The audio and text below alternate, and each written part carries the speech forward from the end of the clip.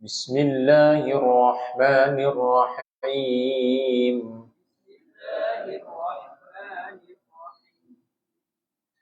قال معاذ الله أن نأخذ إلا من وجدنا متاعنا عنده إنا إذا لظالمون قال معاذ الله أن نأخذ إلا من وجدنا متاعنا عنده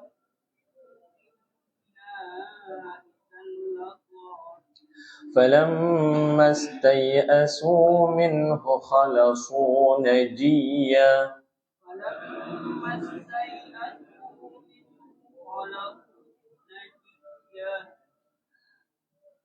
قال كبيرهم ألم تعلموا أن أباكم قد أخذ عليكم موثقا من الله قال كبيرهم ألم تعلموا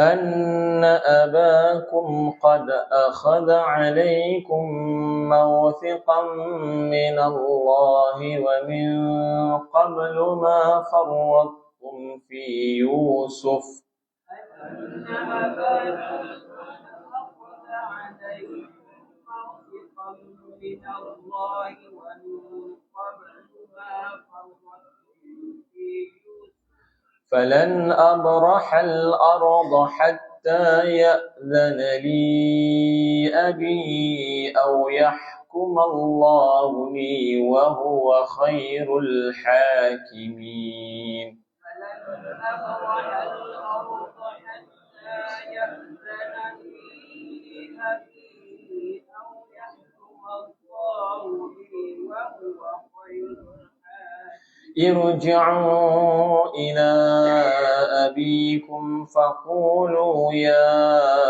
أبانا إن ابنك سرق وما شهدنا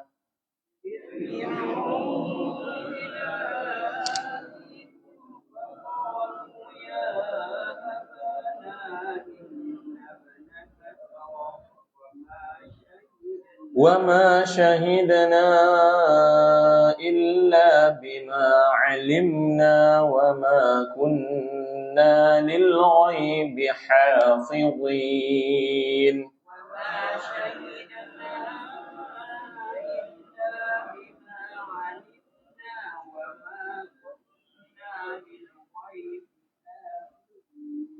واسأل القرية التي كنا فيها والعير التي أقبلنا فيها وإنا لصادقون واسأل القرية التي كنا فيها والعير التي أقبلنا فيها وإنا لصادقون قال بل سولت لكم أنفسكم أمرا فصبر جميل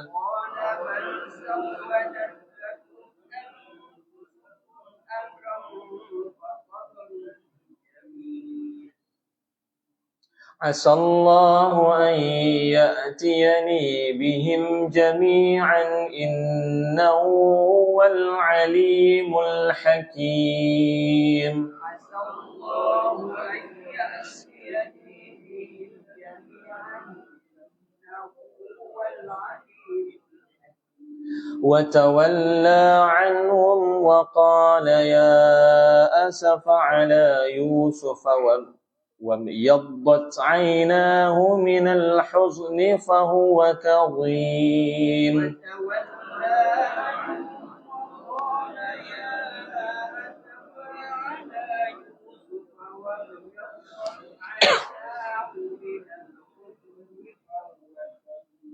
قالوا تالله تفتأ تذكر يوسف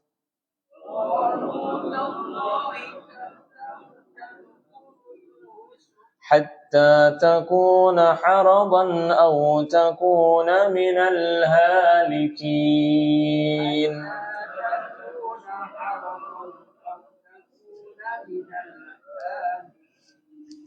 قال إنما أشكو بثي وحزني إلى الله وأعلم من الله ما لا تعلمون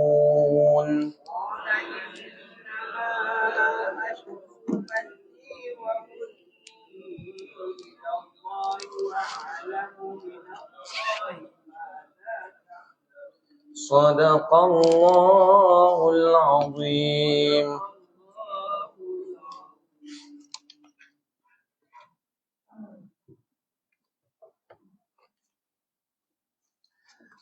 InsyaAllah tuan-tuan perempuan muslimin muslimat yang dirahmati Allah Ta'ala sekalian, hari ini kita sambung Bahrul Madi jilid 12. Kita masuk bab baru iaitu bab ma jaa fi rukhsati fi thawbil ahmar lirrijal, iaitu bab yang datang ia pada menyatakan hadis yang menunjukkan atas maaf memakai pakaian merah bagi lelaki-lelaki. Tuan-tuan bab pagi ni, boleh tak boleh orang lelaki-lelaki pakai baju warna merah ataupun kepiah merah ataupun seluar merah ataupun kain merah ataupun apa-apa pakaian yang berwarna merah. Bab ni pun dia sebut awal dah, maaf bagi lelaki-lelaki. Maknanya tambak tu pun dia habaq dah kata boleh. Nah, tambak tu pun dia habaq dah kata boleh bagi orang lelaki-lelaki pakai warna merah. Bab berapa saya nak bab tu tahu? 52. Saya pakai kitab Jawi, dia tak tulis bab berapa. Saya tak nak bab. Baik. Ketahuilah kiranya ya saudaraku, boleh seseorang itu memakai pakaian merah. Dia abang ulang lagi. Dia kata boleh. Tak salah apa, tak berdosa. Tak makruh. Boleh pakai baju warna merah. Boleh. Yang ni boleh dipakai oleh laki-laki. Boleh dipakai oleh laki-laki itu baju merah ataupun kain merah ataupun celana merah ataupun kepiah merah. Dan kepiah merah pun boleh. Dan sebagainya yang berwarna merah. Semualah boleh. Dalam luar semua boleh merah.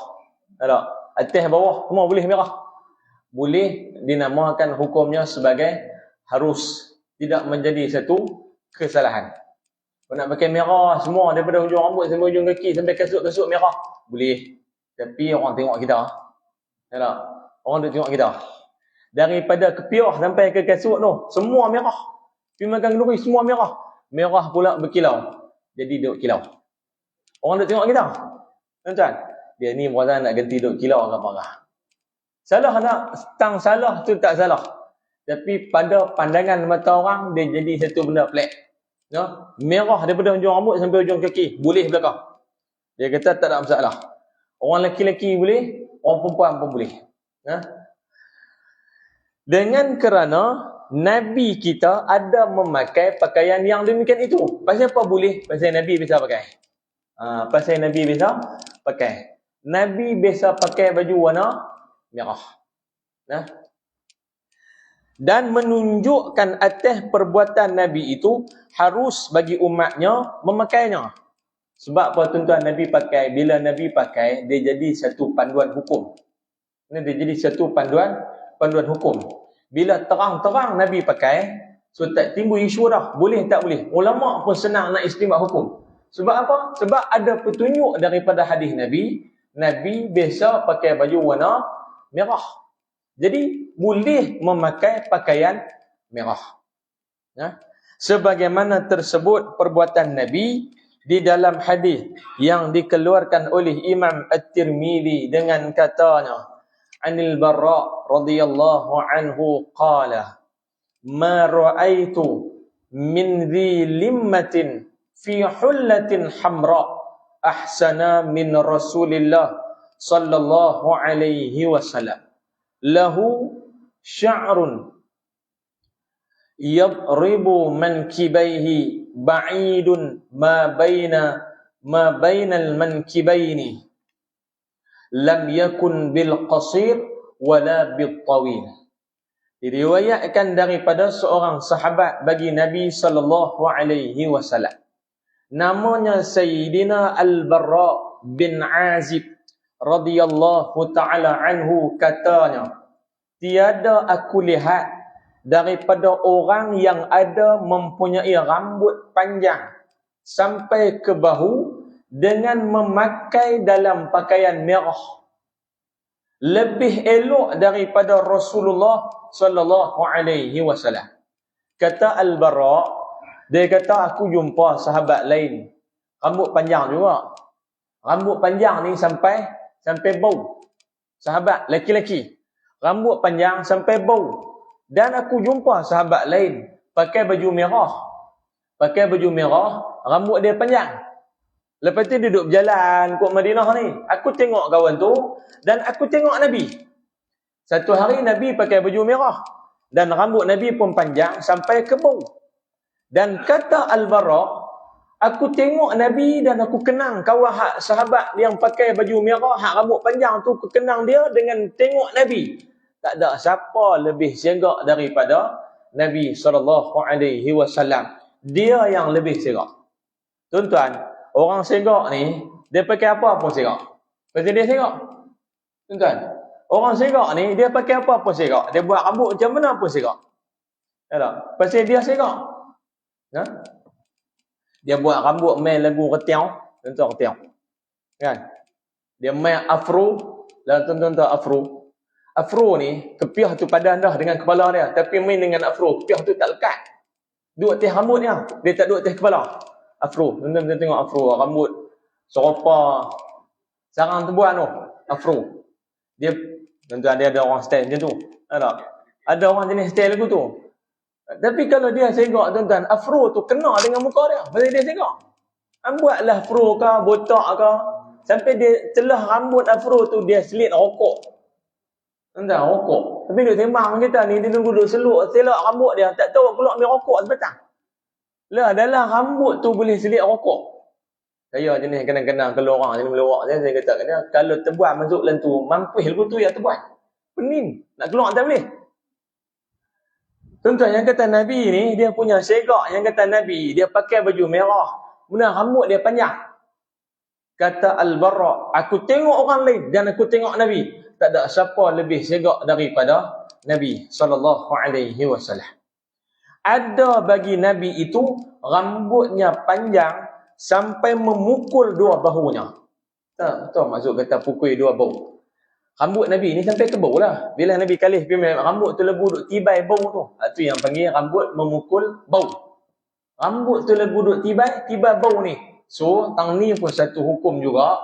Orang lelaki-lelaki boleh simpan rambut panjang. Tapi jangan menyamai orang perempuan. Simpan rambut panjang, dia boleh sampai ke bau. Sebab ada perbuatan Nabi SAW. So, kalau tuan-tuan tengok bulan depan, kalau saya main lagu rambut duk pukul bau ni, tuan-tuan, makna kata harus. Tapi rambut sendiri lah, jangan rambut palsu. Rambut sendiri. Kalau tekat tera ni panjang, bulan depan nak main, masa tak ada panjang tu. Tak?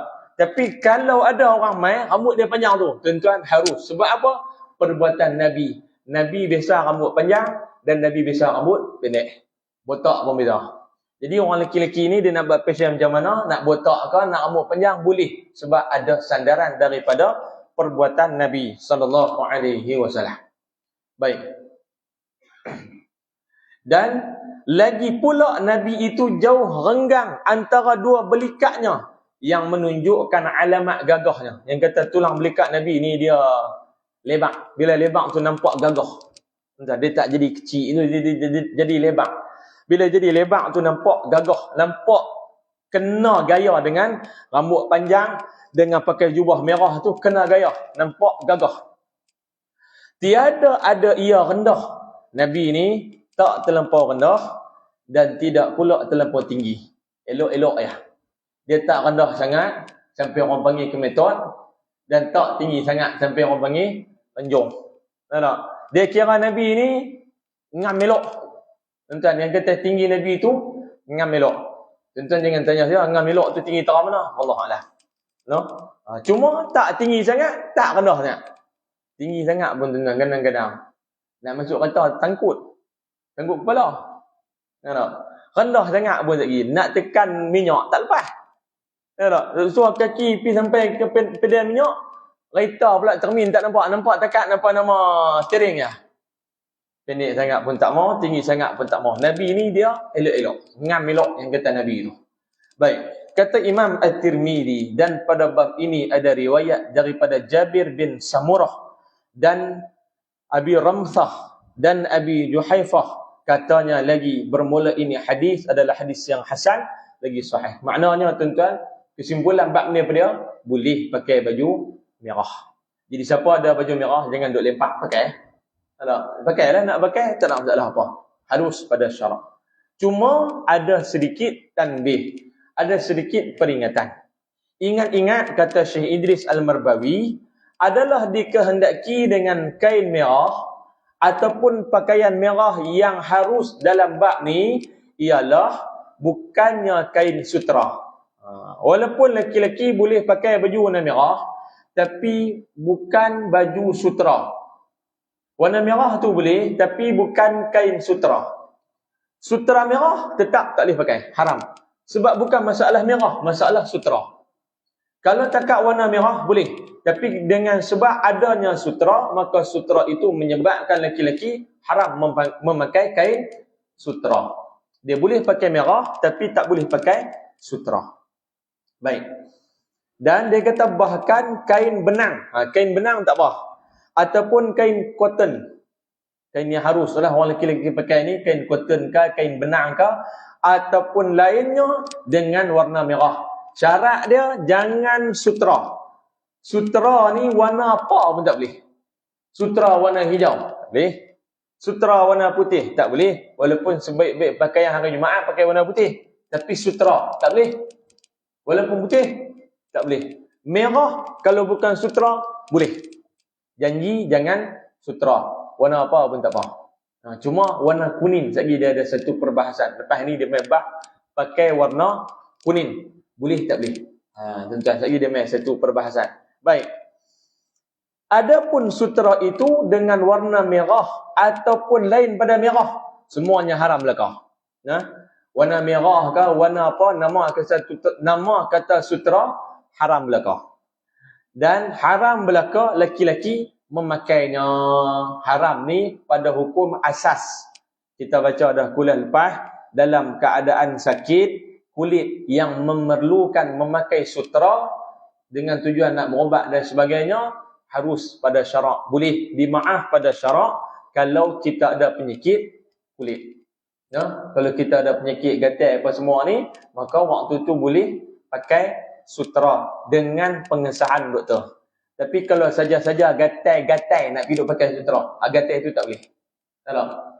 Kalau memang dia ada gatal kena pakai sutra tak apa. Hak ni gatal-gatal nak pakai sutra, gatal itu tak boleh. Gatal itu tak boleh. Baik. Tuan-tuan yang dirahmati Allah Taala sekalian, habis bab tu. Jadi kesimpulan bab tu boleh pakai baju warna merah. Baik. Kita masuk bab baru, iaitu bab ma jaa fi karahiyatil mu'asfar lirrijal. Iaitu bab yang datang pada menyatakan hadis yang menunjukkan atas tegah. Tuan-tuan tengok. Bab sebut awal dah, tegah. Laki-laki memakai kain ataupun pakaian yang bercelup kuning. Mana kata tegah orang laki-laki memakai pakaian kuning. Tegah tu, adakah tegah haram ataupun tegah makruh? Yang ni yang nak kena dengar ni. Tegah ni tuan-tuan, ada tegah yang dipanggil makruh tahrim. Perbuatan yang ditegah dan tegahan itu adalah haram. So yang kata pakai pakaian merah, pakai pakaian kuning ni, adakah makruh tahrim, makruh yang dilarang, yang membawa kepada hukum haram, ataupun makruh setakat tidak disukai oleh Nabi, tapi kalau pakai juga tak berdosa. Dia nak duduk tahu mana? Baik. Ketahuilah kiranya ya saudaraku, apabila kita dengar hadis yang lagi akan datang ini, ketahuilah bahawasanya memakai laki-laki akan kain yang bercelup kuning itu ditegah syarak. Yang ni mukadimah bab. Dia kata pakai pakaian kuning syarak tegah. Bila sebut kata syarak tegah, kesimpulan awal, kalau boleh tak usah pakai. Kalau boleh, kalau ada pilihan lain, tak usah pakai warna kuning. Kalau boleh, dia kata tuan-tuan, hak tu sebut hak tu dulu. Dia ada lagi tentang pengecualian. Bukan kata faham atau faham hak tu, balik lagi duk ingat baju kuning semua lempak lumbu api bang. Jangan begitu tu. Ingat pergi habis. Baik. Dan hadisnya itu telah dikeluarkan oleh Imam At-Tirmidzi dengan katanya, an Ali qala nahani an-nabiy sallallahu alaihi wasallam an lubsil qasi wal mu'asfar. Diriwayatkan daripada saudara sepupu bagi Nabi sallallahu alaihi wasallam, iaitu baginda Ali karramallahu wajhah, katanya telah ditegah akan daku. Sayyidina Ali kata nahani, Nabi larang aku. Ali kata Nabi larang aku. Dan dengar perkataan tu sebab sekali lagi Imam Syafi'i dia ada hurai tentang perkataan tu dalam perbahasan sekali lagi ni. Kata Sayyidina Ali, Nabi larang aku daripada memakai sutera yang datang daripada Syam dan Mesir yang bernama sutera qasi. Dan ditegahnya aku memakai kain yang bercelup kuning. Tuan-tuan. Jadi Sayyidina Ali kata, Nabi larang aku pakai dua jenis pakaian. Satu kain sutera, yang kedua pakaian yang bercelup warna kuning. Ataupun mudahnya pakaian kuning. Nabi larang aku memakai pakaian, dua jenis pakaian tu. Kata Sayyidina Ali. Kata Imam At-Tirmidzi, dan pada bab ini ada riwayat yang datang daripada Anas bin Malik dan daripada Abdullah bin Amru radhiyallahu anhum ajma'in, dan katanya bermula hadis Sayyidina Ali itu ialah hadis yang hasan lagi sahih. Baik, yang ni perbahasan dia. Tuan dengar begini elok, sekali dia pening, dia saat dia kata boleh, saat dia kata tak boleh, saat main pendapat ni kata boleh, saat main pendapat ni kata tak boleh. Kita baca, last sekali saya buat satu kesimpulan. Boleh? Tak boleh. Hal tu yang kita nak dengar pun. Baik. Masalah. Memakai pakaian warna kuning. Apa hukum dia? Apa penyelesaian dia? Kata Imam Nawawi rahimahullah ta'ala dalam syarah Muslim. Tuan-tuan, hadis ni, dia dihuraikan oleh Imam Nawawi. Imam Nawawi ni tuan-tuan, dia mazhab kita. Mazhab Imam Syafi'i. Kata Imam Nawawi di dalam syarah Muslim, dan telah bersalah-salahan ulama pada memakai pakaian yang bercelup kuning. Apa makna dia? Imam Nawawi kata ulama berbeza pendapat. Ada yang kata boleh, ada yang kata tak boleh. Kata dia macam tu. Maka yang mengharuskan dia oleh jumhur ulama mengharuskan pakai warna kuning. Maknanya jumhur ulama kata boleh. Jangan duk lempak baju kuning. Pakai. Jumhur ulama daripada sahabat dan tabi'in dan mereka yang kemudian daripada mereka itu. Jumhur ulama kata boleh. Jumhur kata boleh. Tapi mai tang hadis Nabi kata dekat Sayyidina Ali, Nabi larang dia pakai warna kuning. Nampak tuan-tuan, jumhur kata boleh. Itu namanya nak pening. Lah ni boleh tak boleh? Dia ustaz ni boleh tak boleh? Hujung sekali bro sahabat. Nah, hujung sekali. Lah dengar dulu tuan-tuan. Baik. Dan dengan dialah berkata Imam Syafi'i. Imam Syafi'i kata boleh. Imam Syafi'i kata boleh. Baik. Dan Imam Abu Hanifah dan Imam Malik boleh pakai warna kuning. Sebab jumhur kata boleh. Tetapi katanya, kata ulama, katanya lain daripada bercelup kuning itu lebih afdal daripadanya.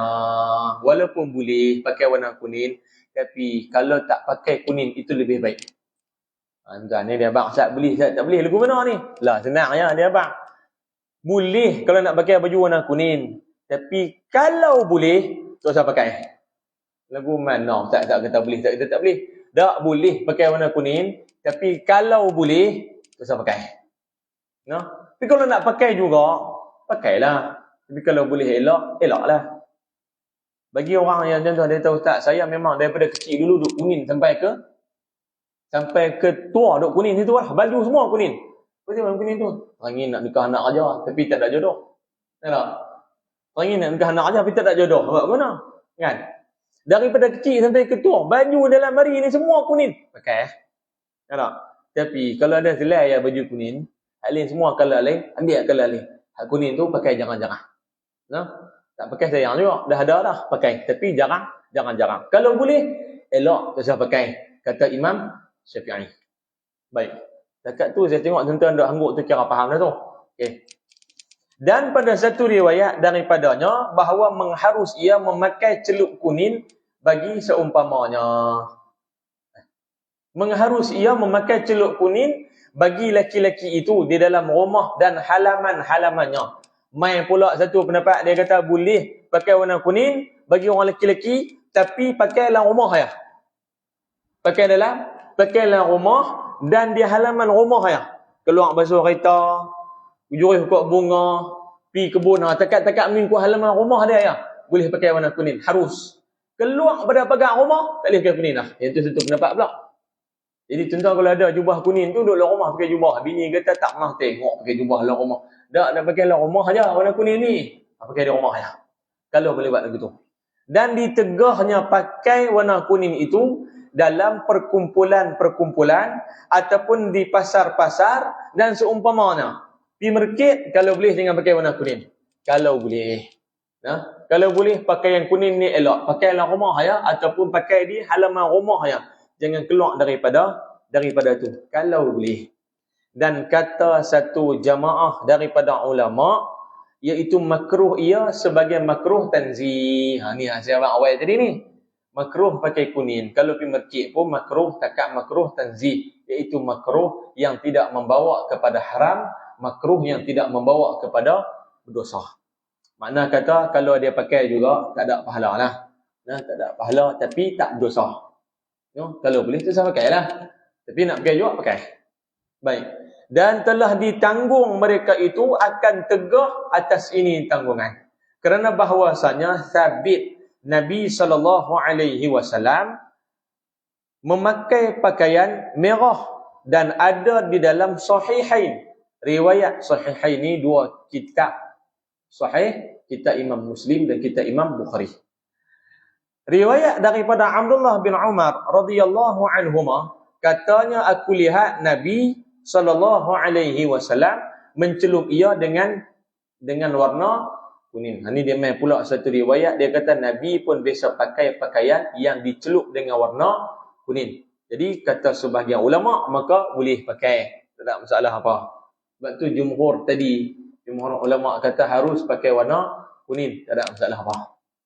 Dan kata Al-Khattabi, bermula menegah itu kepada pakaian yang dicelupkan dia kemudian daripada tenunnya. Ini dia main satu pendapat pula. Yang dilarang pakai warna kuning tu, kalau pakaian tu buat warna lain, lepas tu dah pakaian, kemudian dia pergi celup warna kuning, lepas tu yang tak boleh.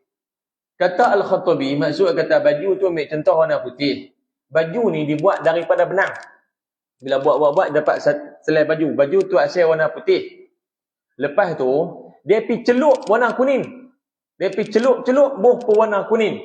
Jadilah baju tu warna kuning. Hak tu yang ditegah pakai. Adapun daripada asal dibuat daripada benang kuning, dia jadi warna kuning, jadi baju kuning lah. Maka hak tu tak ditegah. Kok tu pula lah.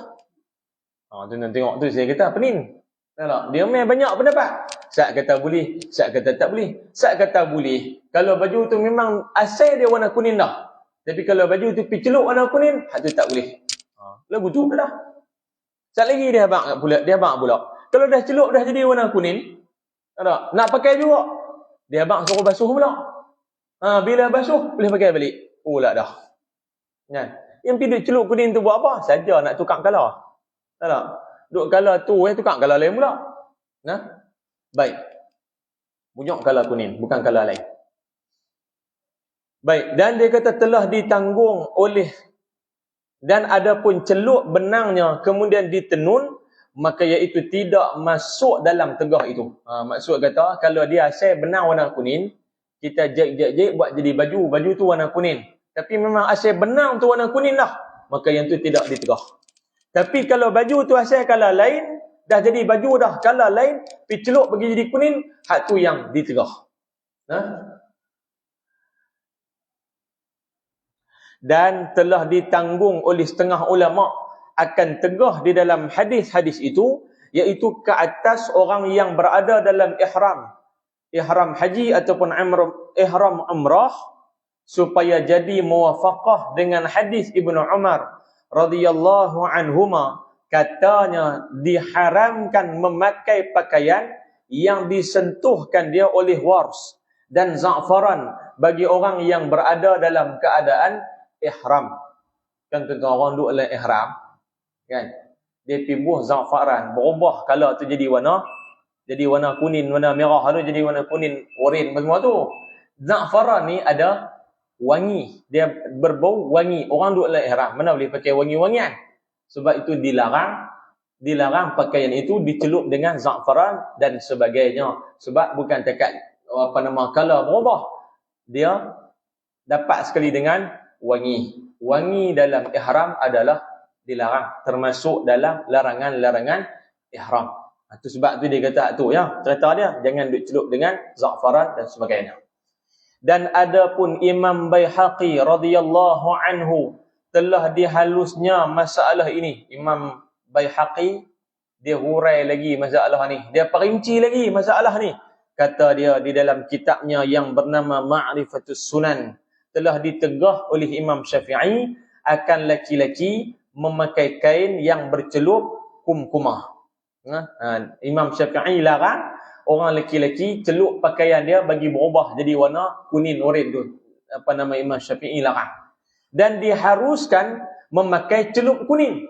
Dan kata Imam Imam Syafi'i harus pula celup warna kuning. Kata Syafi'i, dan hanya sahanya aku maafkan memakai kain bercelup kuning itu kerana tiada aku dapati seorang yang berhikayat daripada Nabi SAW akan tegahnya, melainkan barang yang didatang oleh Sayyidina Ali, seperti dalam masalah tadi dengan katanya nahani, dan tiada aku kata nahakum. Apa makna dia tuan-tuan? Dalam hadis tu saya kata tadi, Sayyidina Ali sebut nahani Rasulullah sallallahu alaihi wasallam. Sayyidina Ali kata, Nabi larang aku pakai sutera dan kain kuning. Nabi larang aku. Imam Syafi'i kata, aku jumpa hadis tu Sayyidina Ali saja yang riwayat. Tu pun riwayat Sayyidina Ali, dia kata Nabi larang dia. Nabi tak larang kita. Nabi kata nahani, Nabi larang aku, kata Sayyidina Ali. Nabi tak kata nahakum, aku larang hampa. Nabi tak kata aku tu. Nabi kata nahani, aku larang hang, Sayyidina Ali. Nabi kata aku larang hang. Ataupun Sayyidina Ali kata telah melarang oleh Nabi akan daku. Nabi tak kata nahakum, Nabi tak kata semua, Nabi kata Sayyidina Ali. So kata Imam Syafi'i, dengan kerana itu aku mengharuskan bahawa laki-laki boleh pakai warna kuning. Sebab Nabi larang Sayyidina Ali. Nabi tak larang semua. Yang tu pun diambil kira oleh Imam Syafi'i. Kalau ambil pendapat tu tuan-tuan, mudah sikit lah. Maknanya orang yang suka pakai kuning ni, dia boleh terus pakai pakaian kuning. Kata Imam Baihaqi, dan sesungguhnya telah datang beberapa hadis yang menunjukkan atas umum, kemudian disebutkannya akan hadis Abdullah bin Amru bin Al-As yang di dalam Sahih Muslim Kemudian hadis lain pula, kemudian katanya, jikalau sekiranya sampai hadis-hadis ini kepada Imam Syafi'i, nescaya dikatakannya sebagaimana hadis itu insya-Allah. Yang ni kata Imam Baihaqi, mungkin Imam Syafi'i tak jumpa hadis yang kata Nabi larang pakai warna kuning. Mungkin dia tak jumpa. Kalau Imam Syafi'i jumpa, nescaya Imam Syafi'i pun akan larang supaya tidak memakai pakaian kuning. Imam Baihaqi kata, kalaulah Imam Syafi'i jumpa hadis riwayat Imam Muslim, maka Imam Syafi'i akan ambil hadis itu menjadi pegangan dia. Tuan-tuan, menjadi pegangan dia. Kemudian disebutkannya dengan isnadnya barang yang sah daripada Syafi'i, bahawasanya berkata kata Imam Baihaqi, Imam Syafi'i bisa sebut apabila ada hadis Nabi SAW menyalahi perkataan aku, maka hendaklah amalkan dengan hadis dan tinggalkan perkataan aku. Ini Imam Syafi'i kata, kalaulah lepas pada aku wafat hampa jumpa hadis yang bercanggah dengan perkataan aku, Imam Syafi'i kata, hampa tinggal perkataan aku, hampa ambil hadis Nabi. Yang tu memang Imam Syafi'i kata. Jadi Imam Baihaqi kata, kalau Imam Syafi'i jumpa hadis riwayat Imam Muslim tu, nescaya Imam Syafi'i akan melarang pakai warna kuning. Baik. Dan pada satu riwayat, maka ialah mazhabku, kata Imam Syafi'i, kalau hampa jumpa hadis yang bertentangan dengan perkataan aku, maka pada waktu itu, itulah mazhab aku. Tolak perkataan aku, kata Imam Syafi'i, dan ambil hadis Nabi, itulah mazhab aku, kata Imam Syafi'i. Kata Imam Baihaqi, telah berkata Syafi'i, dan aku tegah akan laki-laki yang halal dengan tiap-tiap hal bahawa ia berkumkumah. Katanya, dan aku suruh akan dia apabila memakai kumkumah pasti basuh. Kata Imam Syafi'i, kalau dia celup pakaian dia dengan kumkumah, lekat warna tu, pergi basuh. Imam Syafi'i kata, aku tak pergi pakai, pergi basuh, bagi hilang balik warna tu. Kalaupun tak habis, sekurang-kurangnya dia basuh, bagi hilang. Ada sikit-sikit dimaaf pada syarak. Kata Imam Baihaqi, dan diturutnya akan hadis pada memakai kumkumah, maka menurutnya pada memakai celup kuning lebih aula. Kata Imam Baihaqi, aku ikut Imam Syafi'i dalam bab larangan orang lelaki celup pakaian dalam kumkumah. Baik. Katanya lagi, dan sesungguhnya telah ditegah oleh setengah daripada salaf memakai celup kuning. Ulama salaf tegah, jangan pakai pakaian warna kuning. Maka dengan dia berkata Abu Abdullah Al-Hulaimi daripada ashab kita, dan telah berkata satu jamaah tiada mengapa memakai celup kuning, maka hadis itu lebih aula diikut. Wallahu a'lam. Apa makna hadis ni tuan-tuan? Ni saya nak kesimpulan. Simpulan dia tuan-tuan, kalau boleh jangan pakai warna kuning. Kita keluar daripada khilaf, keluar daripada perbezaan pendapat, itu lebih aula, itu lebih elok. So, lebih baik dan lebih eloknya, kalau kita boleh tak pakai baju warna kuning, jangan pakai warna kuning.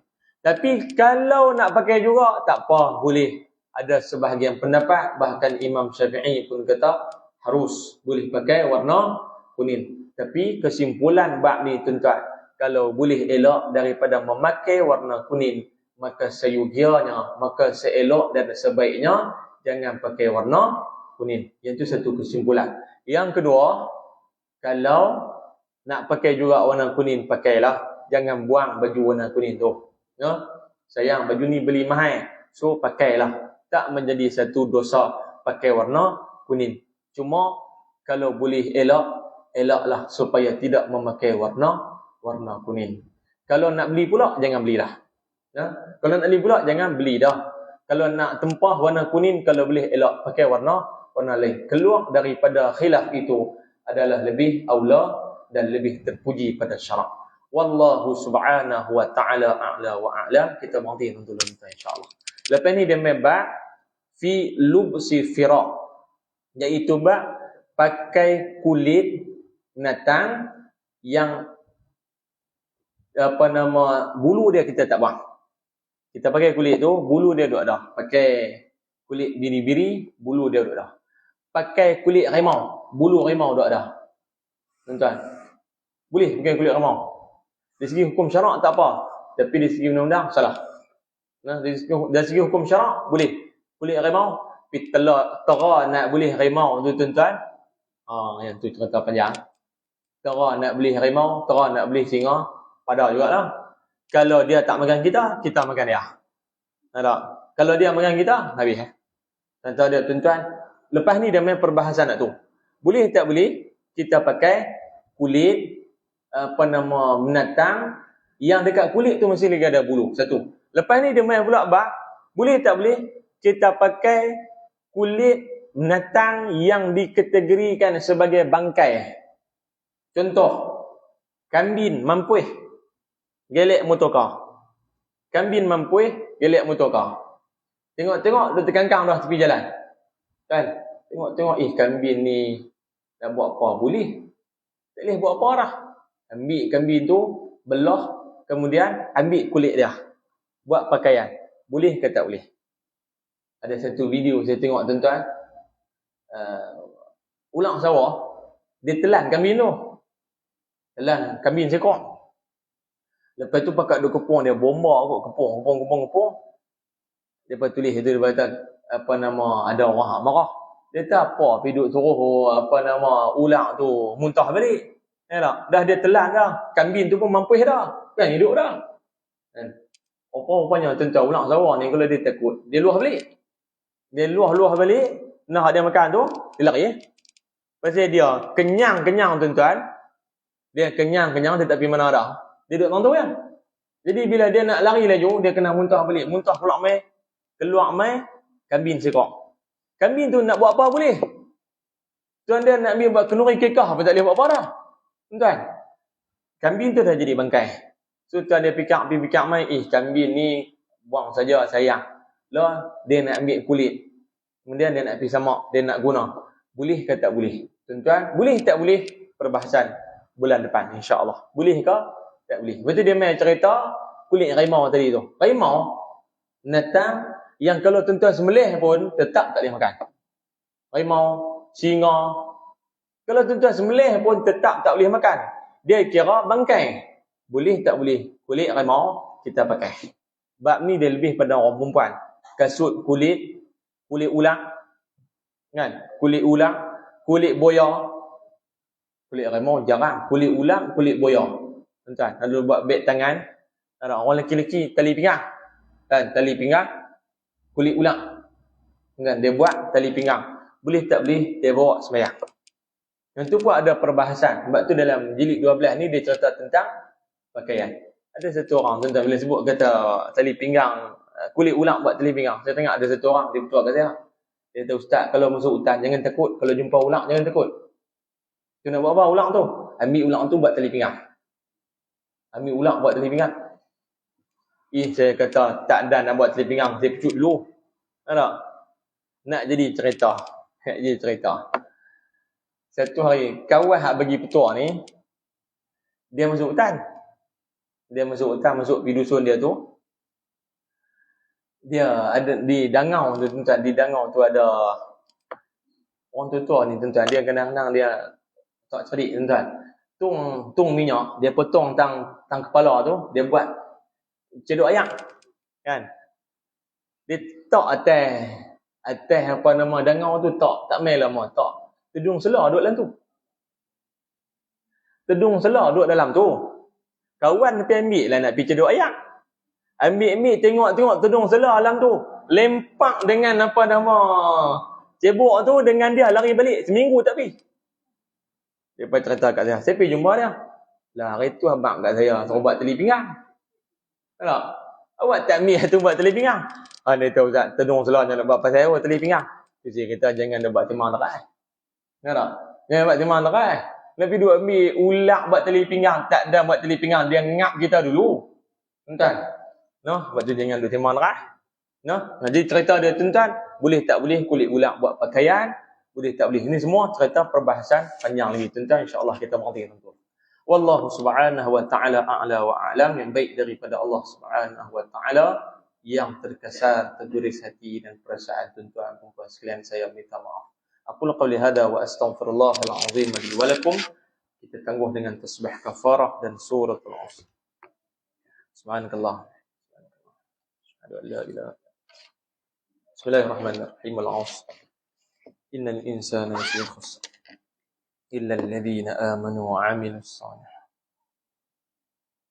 Bismillahirrahmanirrahim. Alhamdulillahi rabbil alamin wassalatu wassalamu ala Rasulillah wa ala alihi wa sahbihi ajma'in.